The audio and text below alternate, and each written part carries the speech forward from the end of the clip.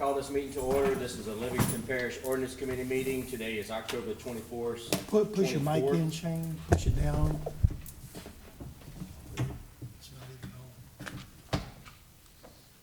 on. Here, oh,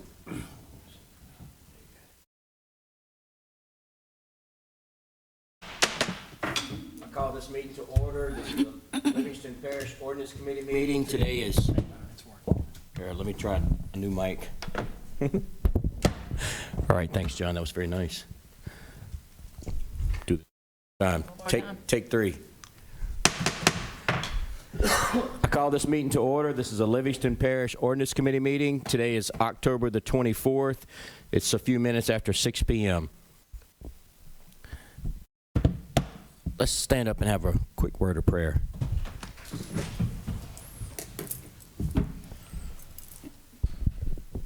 Dear God in heaven, we just thank you so much for this day, Father, and we just thank you for allowing us to gather here safely, Father. We just ask that you be with the families that was involved in those accidents on I-55, Father. Just put your healing hand on all of those that were injured, Father, and just be with the families that lost loved ones, Father. And we just ask, Father, that you be with those fighting fires, Father, as we go through this drought, Father, and all these fires. Just be with those that are helping put out those fires, Father, and save our people in this parish, Father. And just thank you for all the things you give us in life. In Jesus' name we pray, amen. All right, let's say the pledge. I'm going to lead us in the pledge. I pledge allegiance to the flag of the United States of America and to the republic for which it stands, one nation, under God, indivisible, with liberty and justice for all. All right, roll call. Mr. Mack. Mr. Mack, you're here. Ms. Sandifer. Here. Mr. Wascom. Here. Mr. Delat. Here. All right. And we're just going to ask everybody to silence their cell phones so we don't have any interruptions during the meeting. Pretty please. All right. Agenda item number 1, this is new business. This is discussion of new reapportionment maps in Alvin Fairbairn's office changing the legal descriptions. Is there anybody here to discuss this particular agenda item? Shane, I had got a phone call from Eddie, and he said what it was, it's just housekeeping. The maps were right, but when the legal description was written, there was just some discrepancies. When you start talking ranges, townships, and corners and stuff like that, just the legal description, he said, wasn't correct, didn't match the maps. So he's just making that match the maps. Okay. And so is that on the council agenda? I think it is, because, It's- so I'm not sure why it's actually at the ordinance committee. Has it been corrected and it's going to be He has introduced? made the changes, and he said we have to adopt that. Okay. Go ahead, Randy. Does it have to be adopted by resolution or by ordinance? Ordinance. Okay, so we're gonna have an opportunity to have discussion on the changes. In the introduction and for the adoption. Thank you. All right, so we'll be discussing that Thursday night. Agenda item 3B. Okay, we have a moratorium in place on Class 6 injection wells in Livingston Parish. The plan there was to put a moratorium in place until we could establish some regulation to provide some protection for the people when it comes to carbon sequestration. The ordinance has been written, and we're planning to introduce that Thursday night. We welcome any comments, any feedback from the audience. Yes, go ahead and pass them out, y'all. You can take a look at what's there. We can kind of review it if you want, real quick. Want to give us a little rundown what it is? You want to say something? No.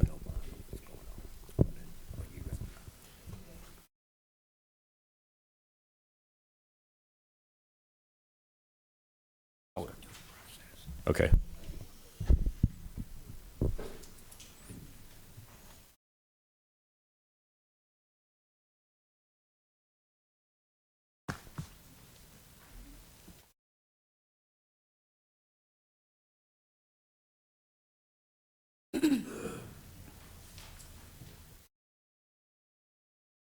So there was a federal lawsuit filed on Class 5 injection wells specific to Lake Marpole, okay? And basically, what I understand that ruling was that the Livingston Parish Council, the local government, local government authority, didn't have jurisdiction over Lake Marpole. There's going to be continued discussion on injection wells in Lake Marpole. This ordinance is it doesn't include waterways under the jurisdiction of the state of Louisiana. So this is specific to private property in Livingston Parish, okay? I can read it real quick and try to explain what's going to be in the ordinance that's planned to be introduced Thursday night. So like I said, basically this ordinance applies to Class 6 wells drilled and operated on private land within Livingston Parish. It basically says that the Class 6 wells must be permitted. That would be by Livingston Parish. A permit to drill a Class 6 well within Livingston Parish may be issued only if the following conditions are met. Like I say, we welcome any feedback. Basically what it says is a map or site plan must be submitted to the planning department and filed in the clerk of court's office. The map or site plan must display all permanent inhabited residential structures, all Class 5 wells used for monitoring Class 6 wells, and all Class 6, it should also detail all Class 6 wells where they're going to be located specifically. And it should also include all closed and active oil wells, this particular map. The map area must display and extend a minimum of 3 miles beyond the plume, and we defined what a plume was at the top of the ordinance. CO2 plume means the physical extent underground, the area of CO2 stored. The projected and actual CO2 plume must be displayed and distinguished on the map, and the map must be updated every 5 years, okay? All water wells and water systems must also be displayed on the map. It says Class 6 wells must be a minimum of 2 miles from any permanent inhabited dwelling. Class 6 wells must be located in an area zoned and classified for industrial use. Any water well and water systems located within 3 miles of the projected plume must be tested and analyzed for any contaminants annually at the expense of the owner and/or operator of the Class 6 well. A lease agreement must be signed by all property owners where the projected and actual CO2 plume is being stored below the ground. A community alarm and a notification system shall be required and activated in the event of an incident occurs and an evacuation is needed. The alarm and notification system must be tested monthly. The alarm and notification system shall have the ability to notify all residents extending 3 miles beyond the projected CO2 plume. The owner and/or operator must have an on-site emergency response team capable of handling any emergency due to any type of injection well failure or any type of CO2 release. If the operator is unable to provide emergency service with an on-site emergency response team, then the local volunteer fire department must be compensated and agree to provide the emergency service. Class 6 wells may not be drilled in an area where an abandoned or active oil well is within the projected CO2 plume, where the oil well is within 2 miles of an inhabited residential structure. An agreement between the Livingston Parish Council and the CO2 injection well operator and landowner must be in place detailing how royalty payments shall be generated, collected, and distributed from the Class 6 injection well.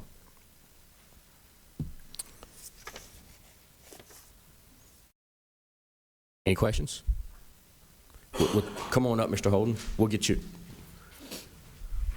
I am kind of confused on dot 2. It says 2 miles from minimum from a dwelling. Mm-hmm. How are you going to take the landowners that own land that plan on building there, and you're going to tell them 2 miles, or are you going to say no to Livingston Parish residents?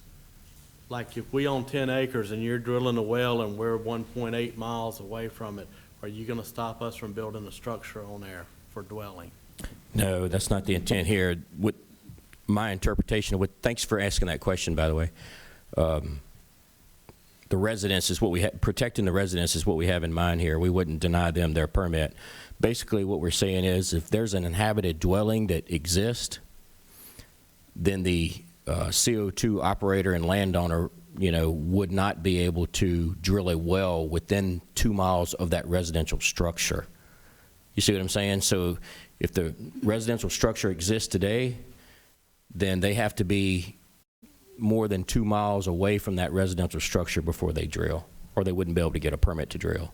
You see what I'm saying? So the well would need to be 2 miles from the residential structure or more. Okay, if you're planning on building within that 2-mile radius, Like if I kind of hear a different side of this, that you're going to make all our property that we've invested in totally useless within 2 miles of a well that actually gets through of doing this. That would not be the intent there. You don't have to come, you can stay. Let me give an example. Say, for instance, you had a residential structure inhabited, and so the operator's going to have to be, he's going to have to drill his well more than 2 miles from that residential structure, okay? If he drilled a well, and then later you had property, say a mile, and you chose to build the house within a mile from the well, then that would be on you. This ordinance is to I guess you could say obtain a permit to drill the well. It has nothing to do with preventing somebody from building a house or getting a permit to build a house or anything like that. Wouldn't it be better to make them have a requirement of 2 mile by 2 mile square tract of land to put this well on? Possibly. That's a great point, Wade, and maybe something we need to look at. Most of the places that they're going to be drilling these wells is existing timberland right now. And we're going to try to introduce something, and I know the next council may tweak it, but that is a good point. We're trying to keep the people from devaluing your property by drilling on top of you. Not just the construction noise and the things there, but the long-range adverse impacts to you. If a person wants to build closer to the well after the well's already there, we're not going to stop that. But I do like the idea you should own a 2 mile by 2 mile area yourself, and that would protect everybody. That's a great idea. Thanks, Randy. Come on up, Brian. Hey, do I need to introduce myself like here? I know you. Let's just make sure everybody else does. I'm Brian Curry, I'm Fire Chief at Livingston Fire District 2, Springfield, Killian, the whole area, dealing with Lake Marpaw. Down here where it says the emergency response team, I think we ought to change that to where they don't have the option to where it says if the operator is unable to provide emergency services. I think they should have to be committed to compensating, equipping, and training the local fire department in the area, because we're going to have to respond out there anyway. Look, I don't support these guys coming here. I've made that very well known, but I have to give this to Air Products. They have met my required needs in compensating us to have a fire boat to be able to go out, because normally under the conditions today, we don't have to go in the middle of that lake when it's a storm, but they might create that need. So instead of the taxpayers paying for it, I'm forcing them to do it. That should be the thing. If that OxyChem, I think, is up here, the Holden Fire Department has received nothing. Right. All right. So I think they should have to engage the local fire department that's going to respond and equip them and compensate. If they're going to come, then they should have to take on that burden instead of the taxpayers taking that on. And I agree with you. I wanted to read what it says and get you to help me, I don't know, get a clear understanding of what you're trying to say. Okay. We're giving them an option is what the chief's saying. We shouldn't give them the option. It says right here that the owner and operator must have on-site emergency response team capable of handling the emergency. If they don't, then they have to sign. But we should say if they have that opportunity or not, they must provide the information to the fire department. The fire department has to agree, because you're saying everything, but you're just giving them the option instead. It should be mandated. should be mandated. We're gonna have to tool up for whatever it is they're gonna put us, potentially. So we should, us and the taxpayers, and I'm one of them too, we shouldn't have to pay that burden. We should have them do that. They should be willing to provide that, I think. Where it says, if the owner and operator is unable, you could just scratch that all the way down to where it says emergency response team. If you just scratch that and then. Say that again, John. Where it says, if the owner and operator, or just scratch these words, if the owner and operator is unable to provide emergency service with an on-site emergency response team, and then you scratch all those out, and it start off, then it'll start, the next sentence will start off with, the local volunteer fire department must be compensated and agree to provide emergency service. Yeah, they should be compensated, equipped, and trained. And add those words to there Yes. too, would be good. I have a question. Mr. Chair, Is that what we said? Yes, sir. is there a, what is the golden seal or certification or level of training? Is there something to, We're trying to learn that right now, too. do they know? I don't know. We are told that we will be being joined in with them for a emergency response training for, and I'm talking about Air Products. I can't speak for the other guys. And they are saying they're going to train us on what we need to know.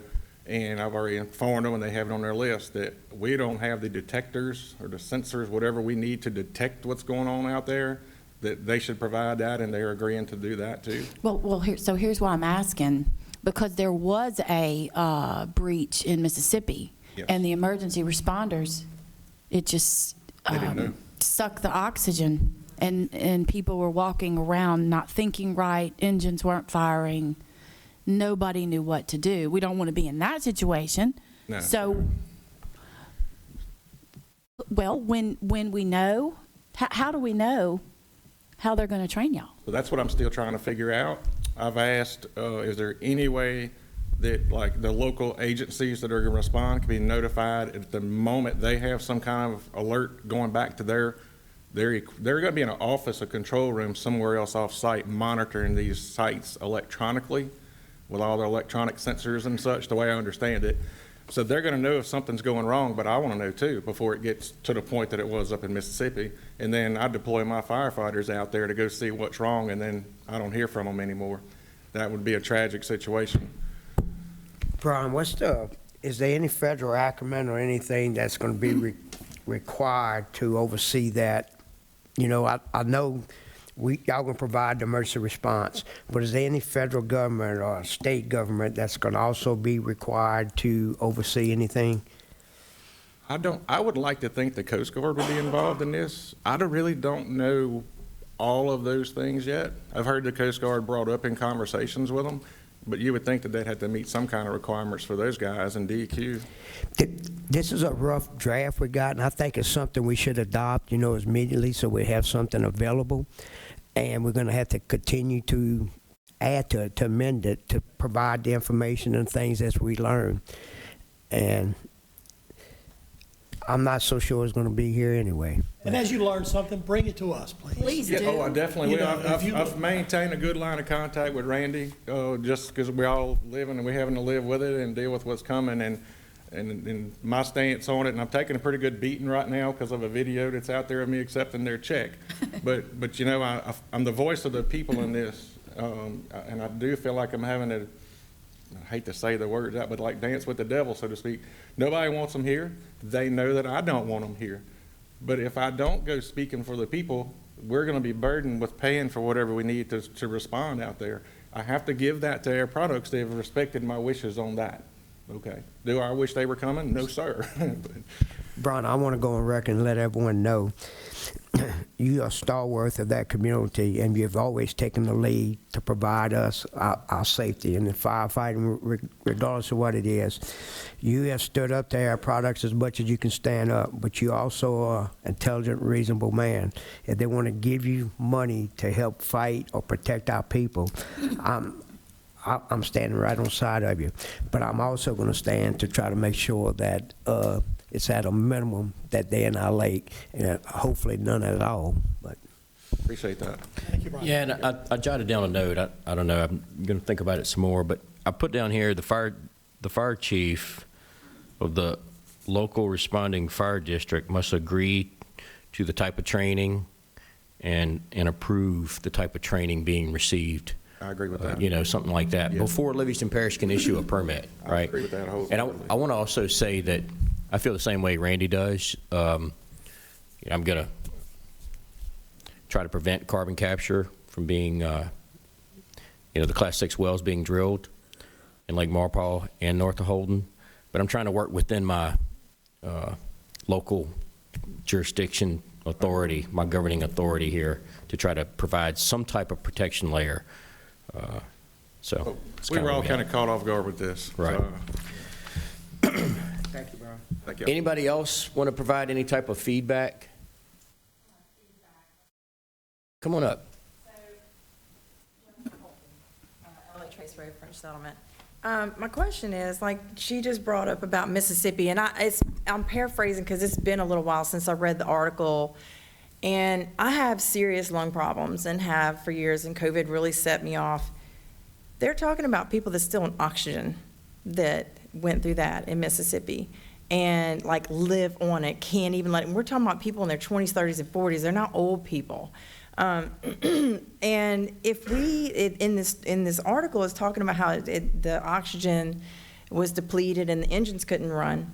We were on Lake Marpaw last weekend, and I'm sitting here staring at a drill, and I'm thinking to myself, if something was to blow and it sucks all the oxygen, it isn't a matter of walking down the road disoriented. You're just stuck.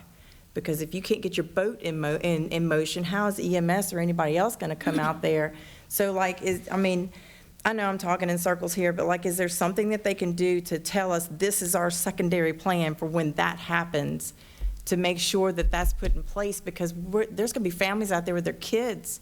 You know, we're not even talking about the neighboring areas that has camps. We're talking about people trapped out there on a boat, jet ski, just having a good day barbecuing and possibly could die out there. I mean, it's a scary thought. And I couldn't help but to think about it when we was out on the lake last weekend, that you're just in this open water and you're not just going to swim somewhere and get away.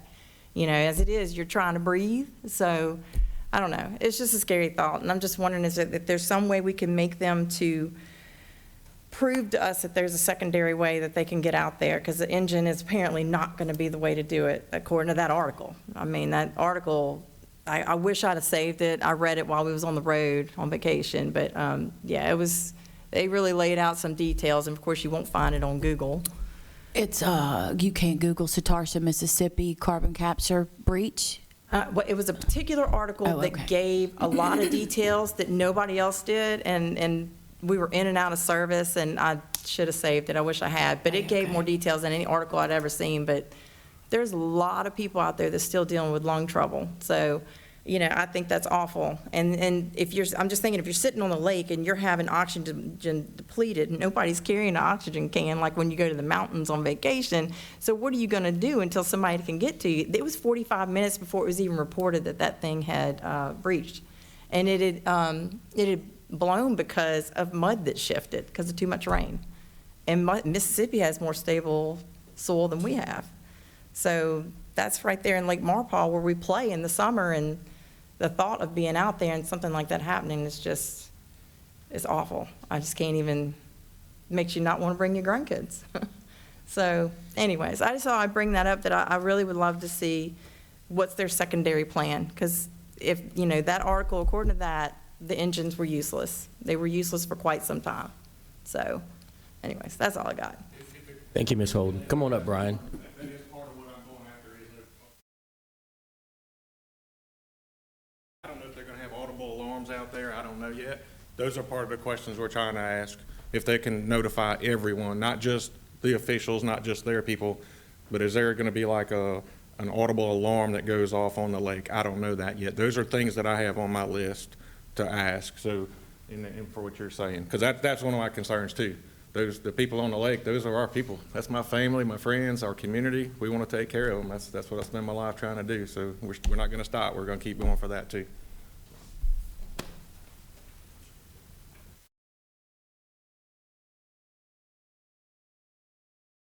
Good afternoon, gentlemen.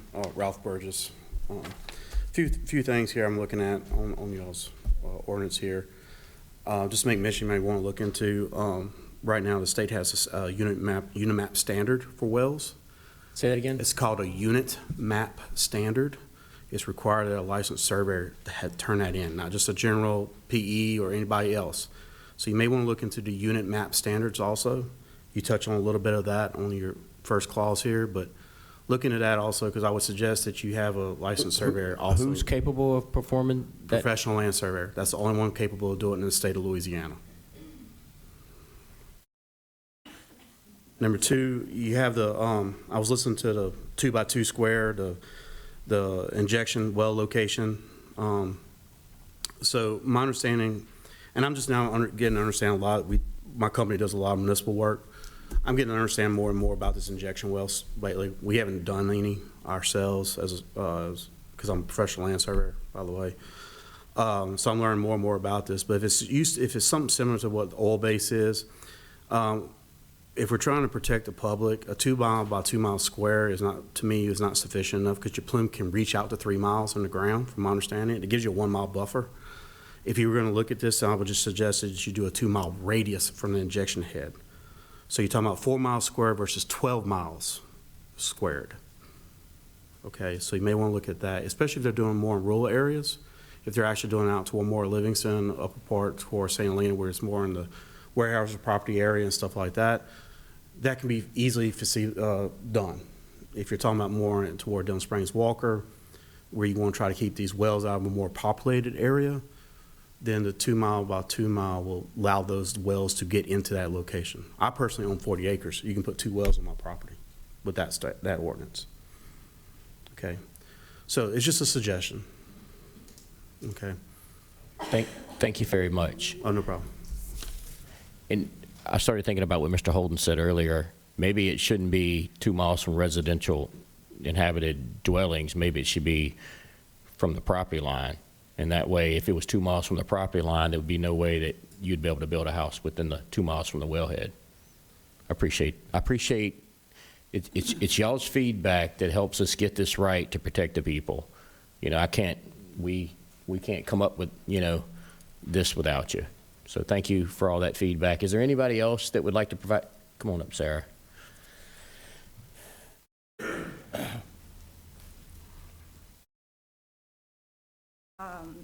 Community alarm and notification system. Who's on the hook for that?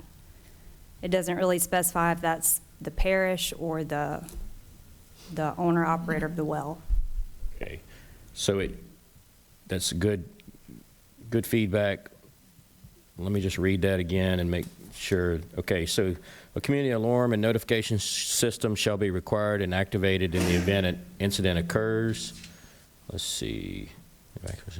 The alarm and notification system must be tested monthly. The alarm and notification system shall have the ability. I agree with you, and we're going to modify that to make sure that it's clearer that the owner operator is responsible for that system, the cost for that system, and all that good stuff. And it also should be approved by 911, in my opinion. So whatever system they come up with, it has to be hooked to 911.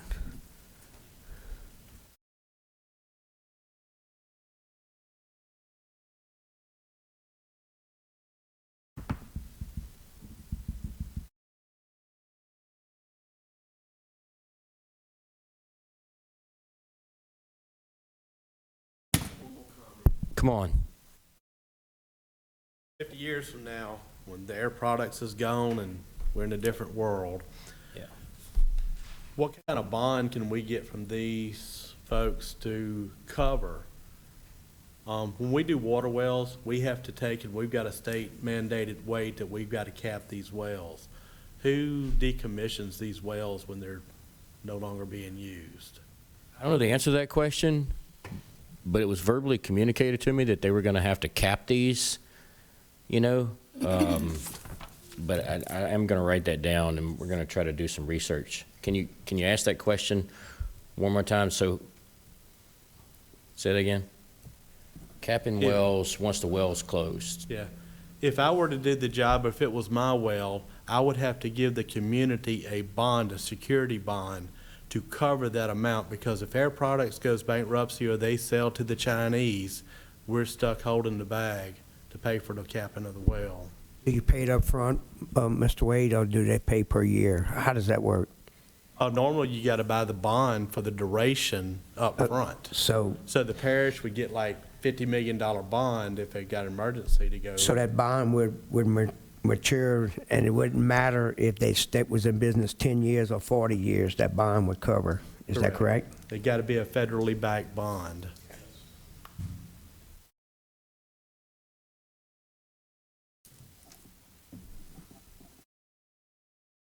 Once again, I just want to say I'm happy all of y'all showed up to provide feedback on this. Is there any more comments?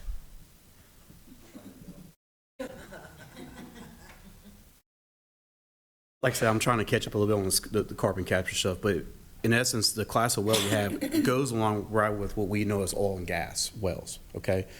So Sonris, which is part of LDEQ, they have a mapping system that all these wells have to be put into with the state.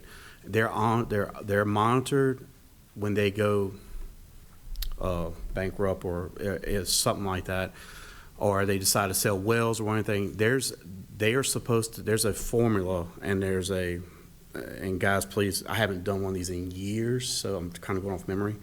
There's a formula and there's a bond, just like Mr. Holden was talking about, that they have to turn into LDEQ also for these maintenance of these wells once they're capped. And being it's a CO2 well, it has to be capped to be able to capture the carbon in the ground. So may want to, and I'll do some research, and I got most of y'all's emails and stuff. I'll try to see whatever I can put my hands on real quick and send to y'all. But there's a formula with LDEQ, if I remember right, that's through Sonris also. That tells you what it has to do once the well's capped and what the state requires also. Okay? It's, Ralph, it's my understanding that the Class 6 wells has to be permitted by EPA. Now, I knew there was some legislation in the past session where we was trying to get it done by the state of Louisiana. That I don't know if that passed or not. But the regulations we are talking about, and you're correct, is in addition to what the state and the federal government requires, this is what the parish is going to require. So do you think, in your opinion, that we, the parish, should have in our proposed ordinance the same, we should maybe put something like all state and federal requirements in addition to this? Is that what you were saying or not? Yes, that's basically what I'm saying. As a parish entity, you can always have a tighter regulation than what the state regulation or even the federal regulation has.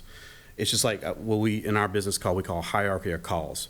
If you want to make a tighter regulation, you by all means, you're allowed to make tighter regulations to protect your sovereign public, okay? But also in part of that, you can't really contradict when you get into these wells and these right-of-ways and stuff like that. You can't contradict a federal law or a state mandate state law also. You can make it tighter. You just can't make it looser or go totally opposite.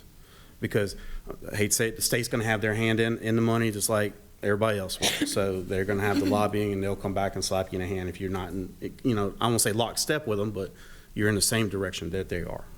Okay? And that's just been from practice, from years of practice doing surveying. Okay? So I hope that helps out, guys. Appreciate that. Anybody else? All right. Got a few modifications to make.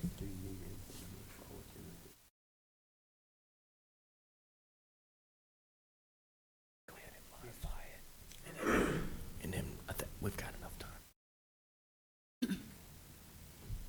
So I think what's going to happen here, because there's quite a few modifications that need to be made in the council meetings Thursday night, that we're going to work with everyone to make these modifications over the next couple of weeks, and then maybe introduce this at a later council meeting, if we so choose as a team. Need a motion to send it to the... Nah. No, let's make the modifications. We'll just bring it back to an ordinance committee meeting at a back to later the date. ordinance committee. Okay, that's fine. All right. What was you going to say? Okay, so the next agenda, we're ready to move on. If everybody's ready to move on, this is agenda item 3C, discussion of fire department ordinance. Randy, did you want to talk about this one? Just ask Brian to Brian, did you want to come explain a little bit about this? I don't know. Is it? It's not this, sir. Right here. Yes. It's standing I'm so sideways up sorry. here. That's terrible. Okay, so all the chiefs have been trying to figure out ways to stay in business and keep up with the growth in the parish. And none of us want to pass taxes. We're trying our best not to do that. We obviously need them. Thank you very much, sir. And we talked about this, we've been talking about this since early spring, I believe, about an impact fee. And the impact fee, the first discussions was just a flat rate, and the chiefs had voted on it. And I lost sleep over that for a long time. And then we brought it back to the chiefs. Well, we went back and forth and back and forth. We came up with a formula-based impact fee, so that would be more fair. And the reason is, if I build a 200 square foot snowball stand over here, and then Randy builds a 25,000 square foot warehouse over there, we shouldn't pay the same impact fee. So we came up with a formula. It's for residential, and then there's another value for the commercial side of things. For residential structures, and does not affect anybody that lives here now.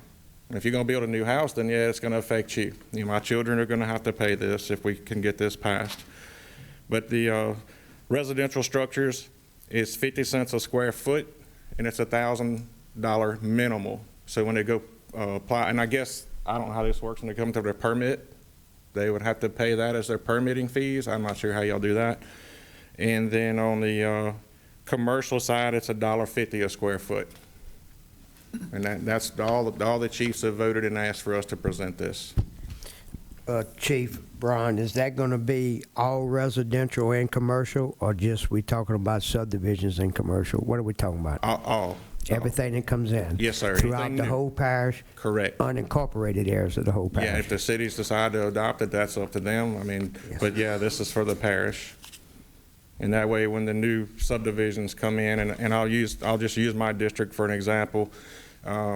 We were required to add another service truck because our area has built up. Well, I don't think it's fair that the taxpayers of us that's all been living there have to foot the bill for the new growth. How about the new developers coming in with the new growth? They help foot the bill. And you think about this too with an impact fee. They come by these big chunks of land, and then they start clearing that land. Every time there's a woods fire, we've been having a lot of those, we're responsible for going out and fighting those fires. Then when they come in there and start their construction and their equipment catches fire, we're responding to it. When people fall off the roof putting shingles on it, we respond to it. But it might be 3 years before the fire service sees a penny from that piece of property, because somebody has to be residing in that home, till January the following year before they get taxed for it. So it's a one-time fee. When they pull their permit, it's a one-time fee, and it'll go to the local jurisdiction. My thoughts on it is, I know these fees need to be accumulated, but I don't want to get into a position where every time we need something, we're taxing the people that already live here. I'm for this being for large-scale developers, like we do for schools, for fire departments, drainage. All these fees have to happen because, like I said earlier, I feel like out-of-town mega subdivisions of 100 homes or more causes adverse impact. And instead of the people paying for it, like the chief is saying, that developer should pay for those things. And it needs to be upfront because of the work that the fire department has to do up front, just like the drainage. That needs to be up front, or you're going to cause drainage. But I could see that this needs a little more work on it, guys. I'm not ready to introduce it Thursday, but if we go ahead and put all the fees on one sheet of paper, then I can endorse it or introduce it at the next council meeting. I'm just not ready to introduce it as it is right now. I have a question. So you're looking at an impact fee, someone wants to build a house, and that money would be collected and sent to South Walton Fire District? Well, that's just so. this was the example I found on the internet that we Okay, liked the okay, most. so- okay, so- Yeah, this was very rough that I gave to So, Randy. He was running, doing political So stuff. this money and- would be collected and then go to the appropriate fire district of whichever that? Yes, sir, the jurisdiction where the home will be built. Okay. And we added mobile homes, that was brought up too because of the mobile home parks and things, Okay, put- so wherever it's collected would go to the fire district for that? Yes, sir. Now, and your fire district's in Springfield? Springfield and Killian, yes, sir. Springfield and Killian. What is y'all's major source of funding? We have an ad valorem tax, 10 mills. Okay. We have not had anything more than that forever. And my question is, so like District 5, District 4, they each have different mechanisms for funding. Some have more, some actually have millages, and then, do any of them have a sales tax, or? Yeah, we have nothing but an ad valorem So, tax. I guess what I'm saying, some maybe it may be funded differently and they have a little bit, don't have quite the financial strain that you have. This is true, yes, sir. And so look, I think we should, I would entertain it, but I think we need to look at and get some inputs from other fire chiefs districts across the parish also. So I'm here on behalf of I'm the president of the Parish Fire Chiefs Yeah. Association. Okay. They requested this unanimously at a meeting. I'm standing here for them. Okay, And for all right, well, myself. thank you for but- telling me. I didn't know Yes, sir, that. I'm sorry, I should have mentioned that. I'm I not was here as- fixing to. I was fixing to. I'm not here as just Okay. District 2. Right. Okay. All right, well, John, what I think is just the same. We all having adverse impacts. The people, we can't ask the people for any more taxes, and there's no government money in the budget to provide those services. So how are we going to protect the people and serve them? The developer has to pay this cost up front, just like it does for schools and drainage and everything else. All I'm saying is, instead of piecemealing it, bring a little bit for the fire department, a little bit for the schools, or a little bit for drainage, we should do everything together. We should put it on one, introduce it, and say, these are the impact fees. That's my thought process. The only thing the chiefs were concerned about is if we have a lot of hoopla with some of those, how long is it going to drag it out? Because every time somebody pulls a permit, we can no longer get this money. That's what they were after. It's going to take time, but it's better to take time than to go ahead and rush into something. And the problem is, the elephant in the room, you're going to have a different council, and you're going to have a different administration. So what we say and wish, it'll take two months almost to get this in here. So that doesn't put you into the new term. So what we wish for or think for may not be what the other guys wish for. So we need to put in my opinion, put all the information together that's requested. We can introduce it in the December meeting, and then if the new guys come on, want to vote for it, they vote for it. changes Or that, they want to make changes, They can whatever do that, but let them make the decision. Let the new guys make the decision. Mr. Randy, is it okay that we have ours not tied into everybody else's? It's going to cause a problem for people collecting money. It's going to cost money to collect this. So when you go ahead and you collect your fire department money one way, collect a school impact the other way, I think all impact fees are going to have to be collected on that permit one time, one way. And then possibly, accounting and administration can determine, okay, this money goes to fire department, this goes to the drainage district, or whatever it's going to be. That's my thought process. Now, I don't know that everybody agrees with that, but I know, having working in administration, the hardest part about collecting money, you have to balance it every day, okay? Not once a week, but every day. And sometimes it might not be but 50 cents off. You illegally can't take 50 cents out your pocket and put it up to make up that Exactly 50 right. cents. So what I'm saying is a lot of accounting procedures that we got to involve in counting when we assess an impact fee. We got to know how we're going to do that also. We got to involve them into the part. He brought up some good points. I don't want to give anybody false hopes. I don't think none of this passes until after the new year, the new people's in. That's it. I just wanted to get the ball rolling. Like I said, the chiefs have talked about this quite a bit, and that's who I'm here for, so. And by the way, the parish couldn't have a better fire chief president. Thank you, sir. I'm not prejudiced. I second that motion. yes. Go ahead.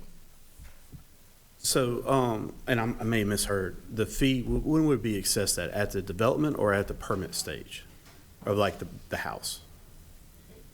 I was going to say, the way this ordinance is written, it's on the permit side. On the permit side, okay. So, and I heard residential and the commercial, correct?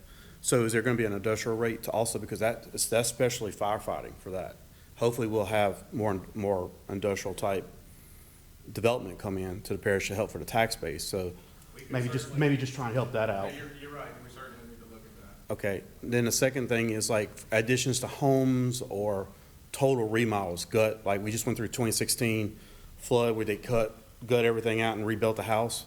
Would that apply to those gut or additions also? I mean, these are, Yeah, no, good point. So that's actually in here, and, don't look at the numbers that's there, because I was changing their numbers to add it to ours, but yeah, there will be a fee for all of that, yeah, for everything, yeah. Yeah, because I mean, unfortunately, we're gonna continue seeing flooding in a lot of our areas, so. well, yeah, and that's it.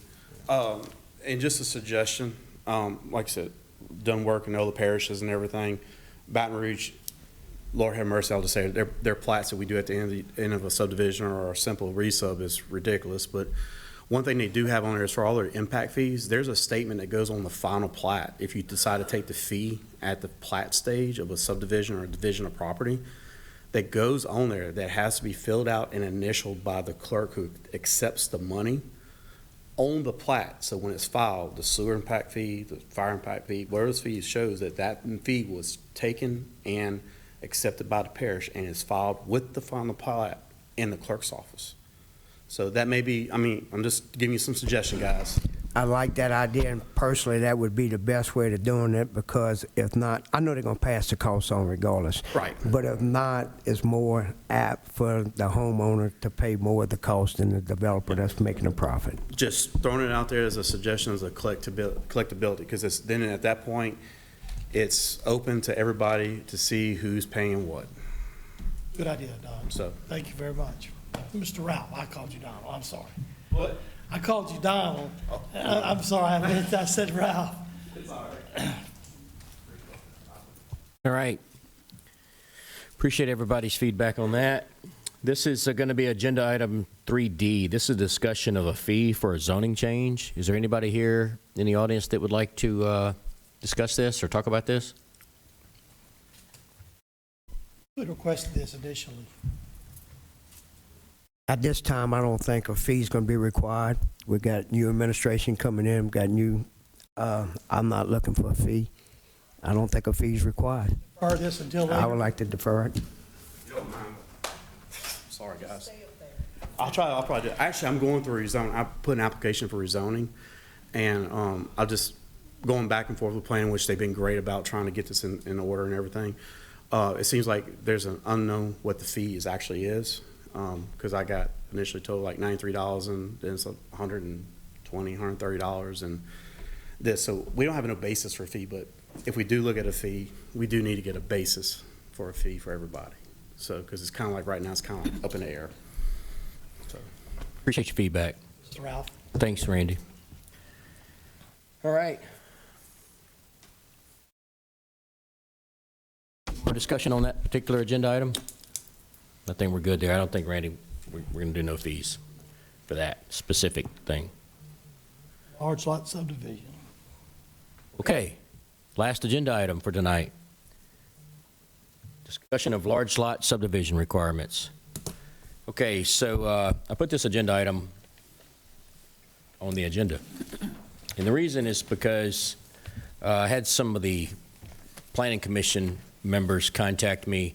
There was recently a large lot subdivision submitted to the Planning Department, and I think it was over 100 lots. And just to my understanding, they were planning to do this subdivision with, I don't know, gravel road, limestone road.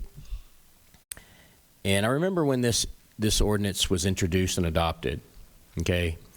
And my memory was that the intent here was for small subdivisions.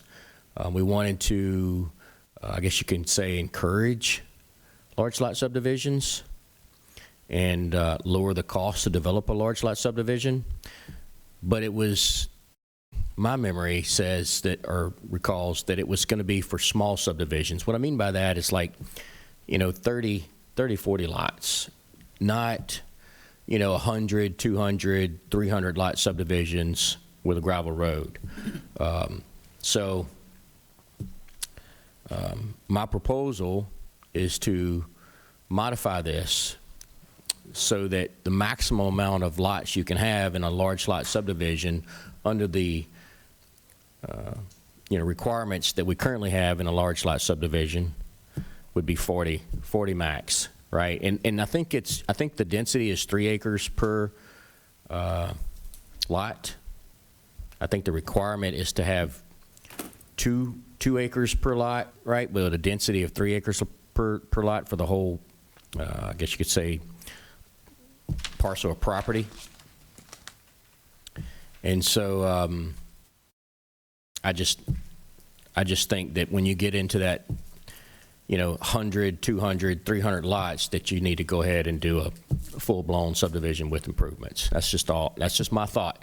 Welcome any and all feedback. I'm all for large lot subdivisions, good country living. That's all me. But so I'm going to be modifying this and introducing an ordinance. We're going to talk more about it Thursday night. I think I got it on the agenda, right, Sandy?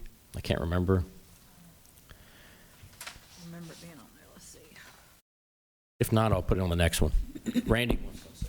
Okay, I want to make sure, I'm obviously like everyone else in favor of large lots, but I want to make sure that we don't go into the 50 or higher, because then you got 50 possibly septic tanks in a row.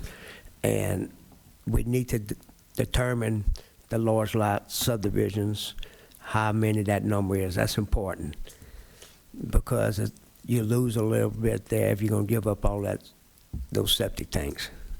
All that's going to run in your front ditch. That's going to, that's not going to be, that's going to be open ditches. I agree. I think the sewer is a concern, right? It is. I think the sewer is a concern, and I think that's why it needs to be a cap of 40 lots maximum when you're doing a large lot subdivision. Does anybody else have anything they would like to say? Go ahead, Mr. Ralph. I was talking to you, Mr. Ralph. Oh, okay. I think capping is a good idea, especially going to do a large lot subdivision personally.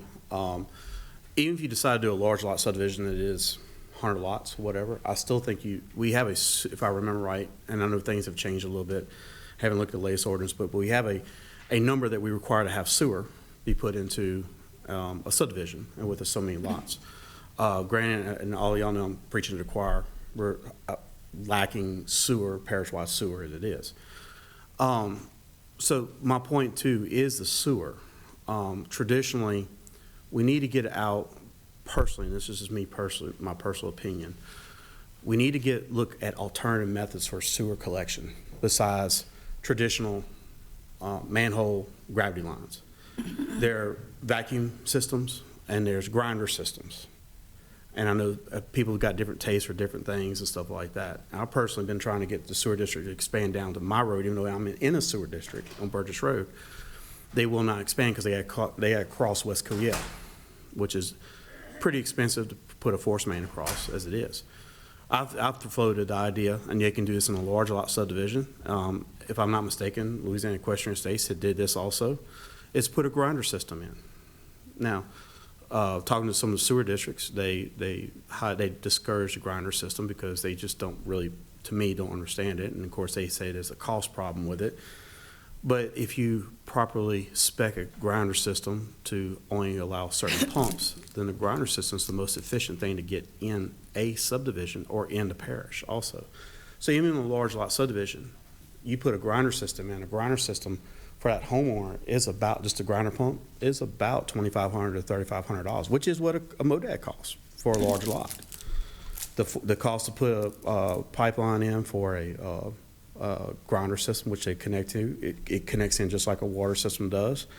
So you're looking at a 4-inch to 6-inch main that's laid at, I'm off on prices, but could be laid at probably, maybe Mr. Holden could answer this one better, but probably could be laid at somewhere around $25 to $30 a linear foot, depending on what pipe costs go to now.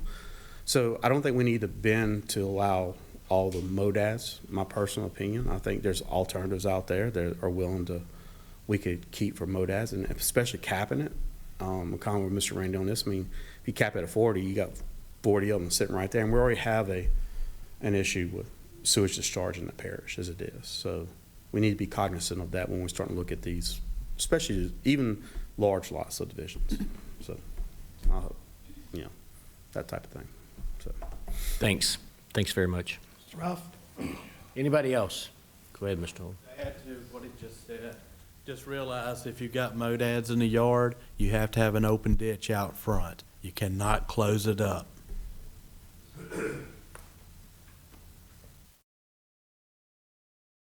Anybody else? All right. Think that wraps us up? Wait, I got one No, thing. go ahead, Randy. The next one, other business. Oh. Okay, I was going to take it there if it's okay, something I wasn't on the agenda. Guys, I'm very disappointed on the progress that's being made on that zoning. But the biggest thing is we got citizens out there that need our services, and then for months now, they've been told one thing, then the next month is something different, then the next month's now. The deal that's about a third of our parish, or maybe a fourth of our parish, has got zone unclassified. The definition of unclassified is going to have to be rewritten because the present planning department says unclassified to them means that nothing can be on it. We thought that unclassified, you can put a mobile home on it. Anything, right? Or anything that you want because it's unclassified. The planning department is not interpreting it that way. So if we need emergency ordinance, we got to get something going. There's probably 20, 30 people been waiting 3 to 4 months that I know of, and they got trailers already purchasing nowhere else to put. So it's just a simple thing of administration understanding that, yes, this is zoned, now go ahead and give them their permit. Would a resolution clarifying that what the definition of that zoning means? I mean, then you don't even have to wait 2 weeks to adopt an ordinance. It's hard for me to answer that question, but what I can say is that I can modify that. We can introduce that ASAP, and we can get this law changed to the way it and meet the intent that it should be. I agree with Randy. So I can work on that. We can introduce it at the next meeting and adopt it at the next. It'd be about 30 days, and then I guess it'd be about 45 days before the law went into effect, but it would be this year. If you want to pass a resolution, that's good too, but I mean, I don't know if the administration would I would like to follow that. And Yeah. follow up with the Let's do that. Let's do that. I like that. Thanks for bringing that up. ordinance. Something after you finish. John's got something to say. Well, whenever you No, I'm ready for you. ready? Yeah. Just recently, we had an election in Livingston Parish. And I want you to know, I've sat on this ordinance committee for 1 year with 3 fantastic Livingston Parish Council members. Miss Erin Sandifer just got reelected, and I just want you to know I'm proud to serve on this council with you for another 4 years. And I would like to say Mr. Shane Mack just got elected, and I feel sorry that I'm going to lose him from the Livingston Parish Council because he has been an asset to this parish, representing. He's gotten to be a friend and an ally. And Shane, I hope we stay in contact, but let me tell you, our state needs more people like you, and so congratulations on winning state Thank you, John. rep. Thank you. And I'm not going to leave the best for last, but I am Mr. Randy DeLatte. Wow, parish president. Congratulations, my friend. And I believe the parish is in good hands. Thank you so much for working hard, and I believe you'll do a great job for this parish. Thank you, John, for that. All right. And John also is very deserving of his election. John's got a hard district to represent, and he's got to be in the middle. Middle's got a high standard, buddy. Yeah. And John, when he walked that plank, and because he looked at the people in the audience, and he voted the way the people in the audience wanted him to vote. He didn't say, I'm elected, I can do what I want. He says, I'm listening, and if it makes sense, I'm gonna respond. And he responded to y'all, and that was the difference in his election. All right. Appreciate that. Is there a motion to adjourn? Motion? Second. Second. All in favor? Aye. Time to go. Randy, why can't we do an emergency?